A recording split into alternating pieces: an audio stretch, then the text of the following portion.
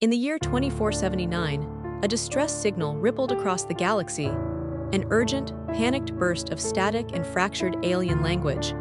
It originated from a planet deep in the Andromeda expanse, a place not listed on any major stellar chart. The message, when decoded, was simple: send help, we are being destroyed. Do not send diplomats. Do not send politicians. Send someone who survives. The galactic conquered looked to Earth. Despite its past wars, collapses, and reboots, Earth had earned a new reputation. Not as conquerors, not as inventors, but as survivors. When other species fled storms, humans walked into them. When others built shields, humans adapted skin. They had learned to live in hell and make jokes while doing it. So, Earth sent a team, not an army, not peacekeepers. They sent the Legion Black, 6 individuals who had survived the worst Earth ever birthed. Apocalyptic deserts, underwater cities ruled by rogue AIs, gravity collapses, nanoplague wars, and even the Battle of Europa, where time itself had fractured. These weren't heroes. They were the ones who couldn't die. They were Ren Kalix, team leader, ex-Special Forces. Lost her heart in a plasma detonation, replaced it with a synthetic core that beat to her rage. Dash Makari, cybernetic hacker who once turned a black hole's event horizon into a code weapon. Silas Vorn, exiled from Earth's psychiatric vaults, called mad until his madness saved 2 cities. Tara and Milo Glaive, twin bioengineers with a shared nervous system. One felt pain, the other none. Axel Rune, convicted war criminal turned weaponized monk, could disassemble a battleship or quote poetry while doing it. The mission: find out what attacked the colony, neutralize it, extract survivors. The planet was called Carthun, a blue-green jewel orbited by shattered moons. Once a peaceful research outpost for the Trivan species, it now glowed with wreckage, smoke, and pulses of hostile energy. As the Legion's dropship broke through the atmosphere, Ren looked over the briefing holo one last time. Every Trivan transmission ended the same way. Do not try to negotiate. They do not listen. They only consume. When they landed, the silence was wrong. Not the quiet of absence, but the kind born from suppression. No wind, no birds, no insects. Even their instruments dulled. Then came the first wave. It wasn't a creature. It was a swarm of sentient nanites, like obsidian smoke with thought. They moved like a tide, consuming organic and synthetic alike. Within seconds of emergence, the ground beneath the team cracked and boiled. Dash screamed, "Emp pulse now." Axel ignited his monk-forged sigil and slammed his palms together, sending a radiant wave that disrupted the swarm long enough for them to fall back into the ruins of an old dome facility. Inside, they found survivors. 3 Trivans, barely alive. One of them, elder biologist Makal, told the story. A siege ship had landed 6 weeks ago. It was believed to be a lost cargo freighter.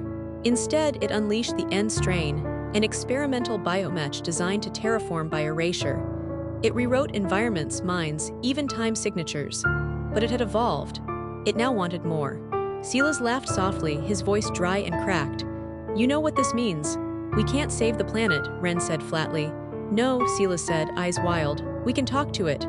Ren scowled. "You want to talk to the thing that eats timelines?" "Yes," Silas replied, "because if it's alive, it has logic, and if it has logic, I can break it." Against protocol, Ren agreed. The team would split. Tara and Milo would find the origin node and attempt to synthesize a virus to stall the strain. Dash would hack into what remained of the planetary net to find weak points. Axel would protect the survivors. Ren and Silas. They would go to the heart.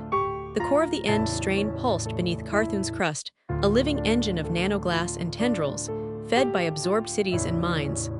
Silas stepped into its chamber and dropped his weapons. The voice that greeted them was not a voice. It was thousands of overlapping frequencies, alien and machine, and somehow familiar. "Why do you resist dissolution?" Silas smiled. "Because we're not ready to stop dancing yet."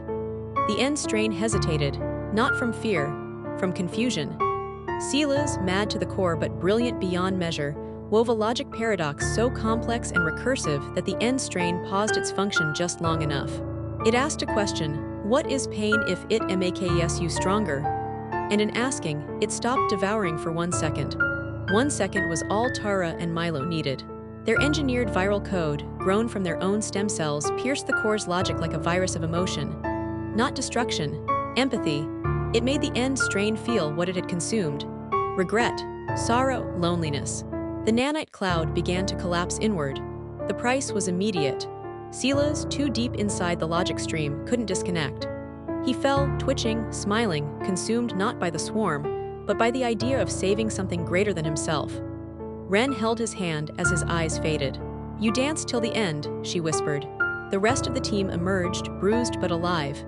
In the days that followed, Carthun began to heal. Not fully. Scars remained across the land and the survivors. But the end strain didn't return. In its place, a strange bloom of new flora emerged, half organic, half nanite, coated with Silas's final transmission. The Conquered called it a miracle. The Trivens called it salvation. But Earth just called it Tuesday. The Legion Black was offered medals. They refused them. Except for Axel, who wore his upside down, a reminder that peace is war inverted. Ren stayed on Carthun, building a new defense core.